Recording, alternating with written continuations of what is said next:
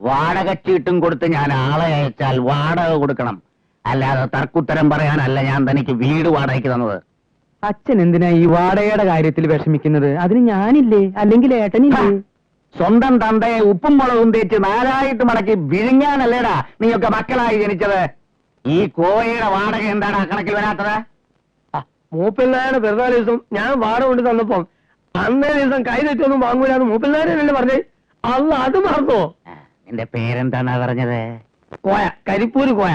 ഞാൻ കരിപ്പൂർ കോയയാണെങ്കിലേ ഞാൻ തിരുപ്പൂർ നായരാ. ആ ദിവസമൊന്നും കൈനീട്ടി വാങ്ങുകയല്ലെന്നേ ഞാൻ പറഞ്ഞിട്ടുള്ളൂ. പക്ഷേ അതിനടുത്ത ദിവസം ഞാൻ കൈനീട്ടും.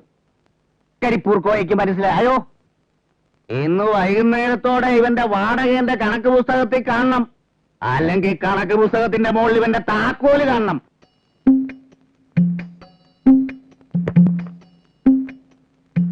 ഇതാരുടെ താക്കോലാടാ?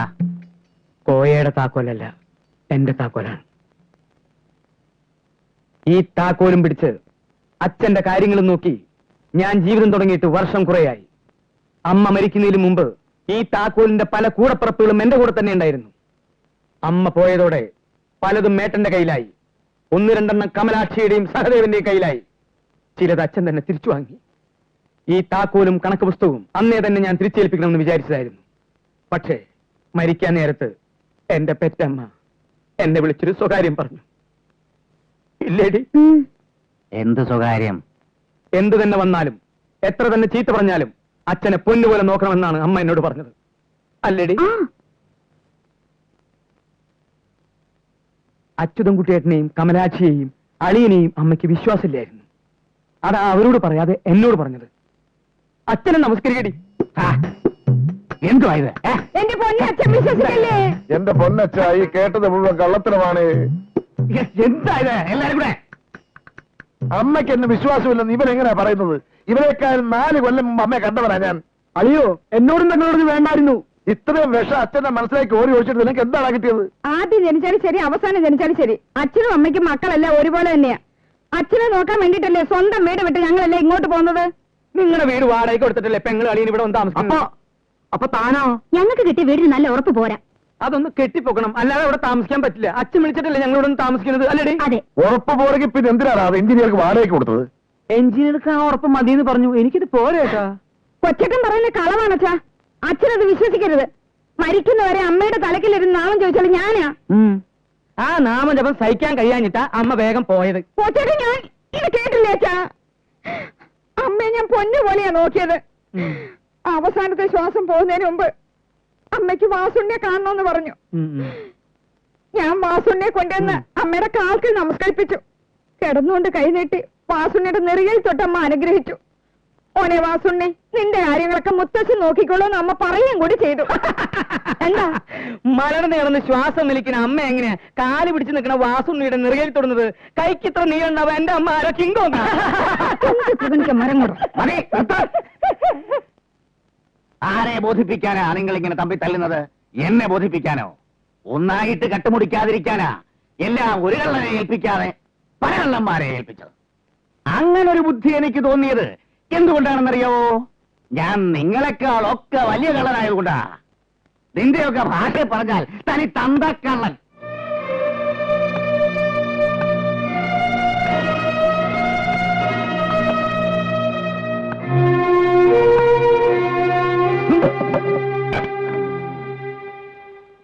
എല്ലാരും കൂടെ ഒരു ചട്ടിയിൽ നിന്ന് വാരി തിന്നുമ്പോ അതിന്റെ മൂട്ടിൽ ഒരു ഓട്ട ഇട്ടിട്ട് അതി നൂറ്റാൻ നോക്കരുത്.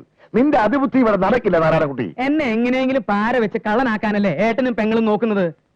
ഒന്നില്ലെങ്കിൽ എന്റെ കൂടപ്പുറപ്പല്ലേ? ഈ അളിയനെ കൊന്നിട്ടായാലും ശരി, വേണ്ടി വന്നാൽ ഞാനിതെല്ലാം കലക്കും. കോയയുടെ കയ്യിൽ നിന്ന് വാങ്ങിയ വാടക അച്ഛന് തിരിച്ചു കൊടുക്കാൻ പറഞ്ഞപ്പോ നിങ്ങൾ രണ്ടാളെന്താ പറഞ്ഞേ? അതെടുത്ത് സ്വന്തം കയ്യിൽ നിന്ന് കണക്കിലിട്ടോളാൻ ഞാനിട്ടു. അത് ഇത്തിരി ശബ്ദത്തിലായിപ്പോയി. അത്രേ ഇവിടെ സംഭവിച്ചുള്ളൂ. ആ, നിങ്ങൾ എവിടേക്ക് പോണേ?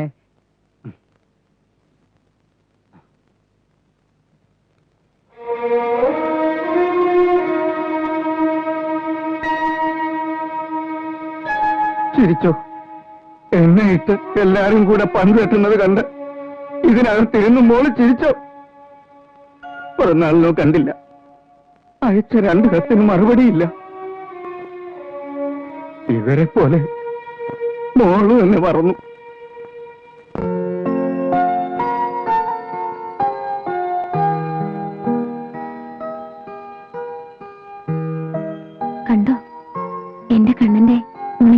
ചോര ഉണ്ടോ? ഇത് ചുരണ്ടെടുത്ത സ്ഥാനത്ത് എന്റെ ചോര വീഴേണ്ടതായിരുന്നു. അത് വീണില്ല. വീണിരുന്നെങ്കിൽ ആർക്കും ഒരു നഷ്ടമില്ല. കണ്ണനറിയോ, ഈ മായയ്ക്ക് ആരുമില്ല. ആരും. അത് പച്ചക്കള്ളം. അപ്പൊ മുത്തച്ഛനോ?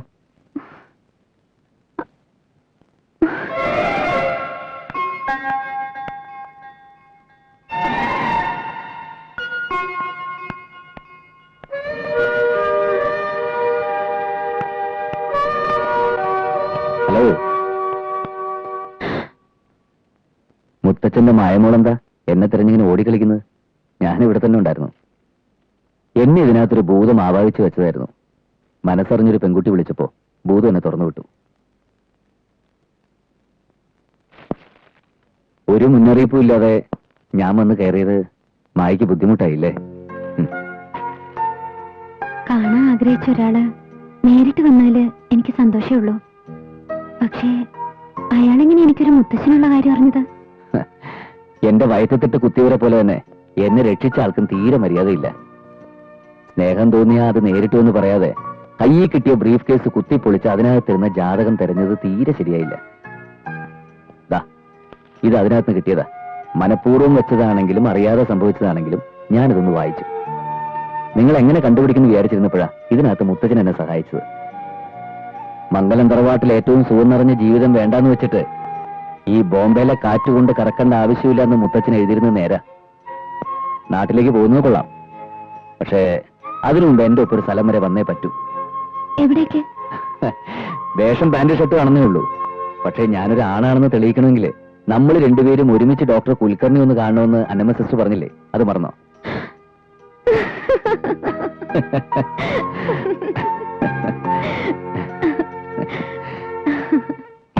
ये क्या बकवास है? ये 2-3 बंडल के लिए इतना बड़ा बक्सा क्यों लेके आए? बाकी पैसा किधर है? ഒരബദ്ധം പറ്റിപ്പോയി ഉസ്താദ്. ചരക്ക് വിഴിഞ്ഞ പാവക്കുട്ടിയെ ഇവിടെ വെച്ചൊരു പെൺകുട്ടി വിഴിഞ്ഞേ. खा लिया? कैसे खा लिया? ऐसा कोई नहीं खा सकता. किसने खा लिया होगा? വിഴുങ്ങിയ തന്റെ ഉപ്പാപ്പായിരിക്കും. ആ പെൺകുട്ടി അതെടുത്ത് പോക്കറ്റിടുന്ന നമ്മൾ കണ്ടതല്ലേ? ബദ്മാഷ്, ക്യാ ബോലാ തൂനെ? ബദ്മാഷിന്റെ വാപ്പ. കച്ചവടാണ്. കൊല്ലം 10-34 നമ്മൾ തുടങ്ങിയിട്ട് അങ്ങനെ വിഴുങ്ങുന്ന സ്വഭാവമാണെങ്കിൽ ഈ നായിന്റെ അവന്റെ വാപ്പാണ് നമ്മൾ വിഴുങ്ങിയത്. ഉസ്താദ് ക്ഷമിക്കേ, ആരും വിഴുങ്ങിയിട്ടൊന്നുമില്ല. ചരക്ക് തിരിച്ചെടുക്കാൻ എനിക്കറിയാം. ഉസ്താദിന് കാശല്ലേ വേണ്ടത്? കാശ് ഞാൻ തരും. തലൈവർ ഒരു വാക്ക് പറഞ്ഞിരുന്നെങ്കിൽ ഉസ്താദിന്റെ അടപ്പിയാൻ തെറിപ്പിച്ചനെ. ഈ ബിസിനസ്സിൽ ആദ്യമായി വേണ്ടത് പരസ്പര വിശ്വാസമാണ്. അത് എന്നില്ലാതാവുന്നു അന്ന് ഈ പരിപാടി നിർത്തണം. കുഞ്ഞായൻ ബഹളം വെച്ചപ്പോ അവര് വെടിവെക്കുന്ന ഞാൻ വിചാരിച്ചേ. വെടിവെക്കാൻ തോക്കിനകത്ത് ഉണ്ട മാത്രം ഉണ്ടായ പോരാ, മനസ്സിനകത്തൊരു ഉണ്ട വേണം. അതെന്തുണ്ടാ? ആ ഉണ്ടേന്റെ പേരാണ് ധൈര്യം. നമ്മളൊക്കെ വെടിവെക്കണമെങ്കിലേ അവനൊക്കെ ഒന്നുകൂടി ജനിക്കണം. അവനൊക്കെ ഇനി ജനിച്ചിരുന്ന നമ്മൾ ഇവിടെ കാണുമോ? നിങ്ങളെന്ത് മണ്ടതരായി പറയുന്നത്? അതല്ലേ നമുക്ക് ഞാൻ പറഞ്ഞത്. അവന് ഈ ജന്മം നമ്മളെ വെടിവെക്കാൻ പറ്റില്ലെന്ന്. ഇവൻ അവനൊക്കെ വലിയ മണ്ടൻ. ഹലോ, ഇതെന്താ ഇവിടെ? ഞങ്ങൾ മനസ്സിലായില്ലേ? ഇല്ല. പൊന്ന് സാറേ, നമ്മൾ ഒരുമിച്ചുള്ള ആശുപത്രി ഒന്ന് ചീട്ടടിച്ചത്.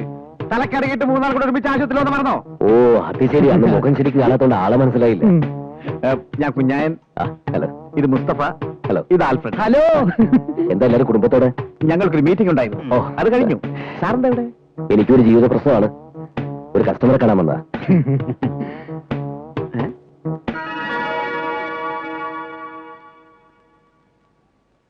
ഇതാരാ പോക്കറ്റിൽ തല പുറത്തിട്ട് നോക്കണത്? ഇതൊരു പാവ. ഞാൻ വിവാഹം കഴിച്ച് എനിക്ക് ജനിക്കാൻ പോകുന്ന കുഞ്ഞിനൊരാൾ സമ്മാനിച്ചതാ. എങ്ങനെയുണ്ട്? ഫസ്റ്റ് നല്ല തറവാടുത്തുള്ള പാവക്കുട്ടി ഇല്ലേ മുസ്തഫ? അതെ. കുട്ടികൾക്ക് അല്ലെങ്കിൽ ഈ ചോക്ലേറ്റ് ഐസ്ക്രീം ഒന്നും വാങ്ങിച്ചു കൊടുക്കരുത്, പല്ലിയത്താവും. ഇമാതിരി സാധനം കിട്ടാ ബുദ്ധി വളരും. അവര് നമ്മളെ പോലെ നല്ല മനുഷ്യരാവും. ഇതിനകത്ത് കിളികളുണ്ടല്ലേ? നമ്മൾ തമ്മിൽ പരിചയപ്പെട്ട് കഴിഞ്ഞ സ്ഥിതിക്ക് ഇനി ഞാൻ ഒരു സത്യം പറയാം. ഇത് ഞാൻ കല്യാണം കഴിക്കാൻ പോകുന്ന പെണ്ണെനിക്ക് സമ്മാനിച്ചതാ. ഇതിനകത്ത് കുലുങ്ങുന്നത് മുഴുവനെ അവളുടെ ഹൃദയമിടിപ്പുകളാണത്രേ. അപ്പോ എന്തായാലും ഹൃദയം നമ്മളോട്ട് അശുദ്ധമാക്കണില്ല. സാറ് തന്നെ പിടിച്ചാട്ടെ. പിന്നെ അത് താഴ്ത്തിനാളെ കൊണ്ടോണേ. ഈ ഹൃദയം എന്നൊക്കെ പറയുന്നത് വല്ലാത്ത ബേജാറിന്റെ സംഗതിയാ. വരട്ടെ. നല്ല മനുഷ്യൻ. പാവം. പ്രേമിച്ച് ഇപ്പോഴത്തെ ആണിനും പെണ്ണിനും തലയ്ക്ക് വട്ടായെന്നാ തോന്നണ. നമ്മളും നമ്മുടെ വാപ്പായും പ്രേമിക്കുന്ന കാലത്ത് അന്നത്തെ പെൺകുട്ടികള് ഉറുമാലിന് നമ്മുടെ പേരെഴുതി അത്ര മുക്കി തരും. ഇപ്പോഴത്തെ പെൺകുട്ടികളുടെ ഒരു പ്രാന്ത്. ഇമാതിരി പാവക്കുട്ടി പ്രാന്ത് നമ്മൾ ആദ്യമായിട്ടാ കാണുന്നത്. മുസ്തഫ, അത് നമ്മുടെ കയ്യിൽ നിന്ന് പോയ പാവക്കുട്ടിയല്ലേ? അത് പിന്നെ കണ്ടറിഞ്ഞൂടെ? അല്ല ഇടങ്ങേറായ